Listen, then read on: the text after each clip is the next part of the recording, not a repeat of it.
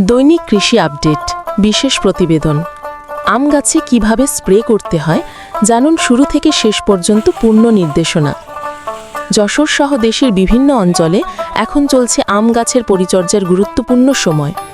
এই সময়ে আম গাছে সঠিকভাবে স্প্রে করা অত্যন্ত প্রয়োজনীয়, কারণ এটি গাছের রোগ প্রতিরোধ ক্ষমতা বৃদ্ধি করে, ফুল ও ফলের স্থায়িত্ব নিশ্চিত করে এবং ফলন বৃদ্ধি করে।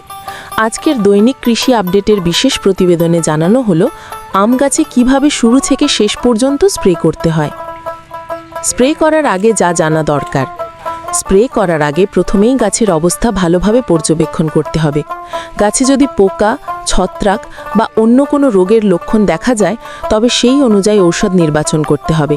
সাধারণত কৃষি অফিস বা অভিজ্ঞ কৃষি কর্মকর্তার পরামর্শে স্প্রে মিশ্রণ তৈরি করা উত্তম।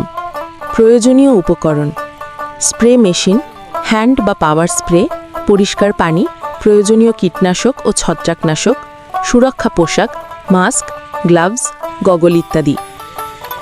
ঔষধ মিশ্রণ পদ্ধতি: প্রথমে স্প্রে ট্যাঙ্কের অর্ধেক পর্যন্ত পরিষ্কার পানি দিন, তারপর নির্ধারিত পরিমাণ ঔষধ যোগ করুন, ভালোভাবে মিশিয়ে নিন, তারপর বাকি পানি যোগ করে সম্পূর্ণভাবে নাড়ুন।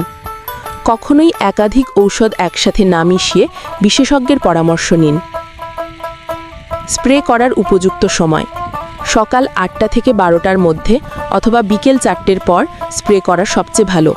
রোদ বেশি থাকা অবস্থায় বা বৃষ্টির সময় স্প্রে করা যাবে না। স্প্রে করার পর অন্তত 6 ঘন্টা বৃষ্টি না হলে ঔষধ ভালোভাবে কাজ করে। প্রথমে গাছের নিচের দিক থেকে স্প্রে শুরু করতে হবে, তারপর ধীরে ধীরে ওপরের দিকে উঠতে হবে। পাতার ওপরের ও নিচের অংশে সমানভাবে স্প্রে দিতে হবে। ফুল বা কচি ফলের সময় অতিরিক্ত চাপ দিয়ে স্প্রে করা যাবে না। প্রতিটি শাখা প্রশাখায় ঔষধ পৌঁছানো নিশ্চিত করতে হবে। স্প্রে শেষে মেশিন ভালোভাবে ধুয়ে শুকিয়ে রাখতে হবে। সতর্কতা ও পরামর্শ: স্প্রে করার সময় ধূমপান বা খাবার গ্রহণ করা যাবে না। বাচ্চা বা পশু পাখির কাছাকাছি স্প্রে করা নিষেধ। প্রতি 15 দিন বা প্রয়োজন অনুযায়ী স্প্রে পুনরায় করা যেতে পারে। সবসময় অনুমোদিত ও মানসম্মত ঔষধ ব্যবহার করুন।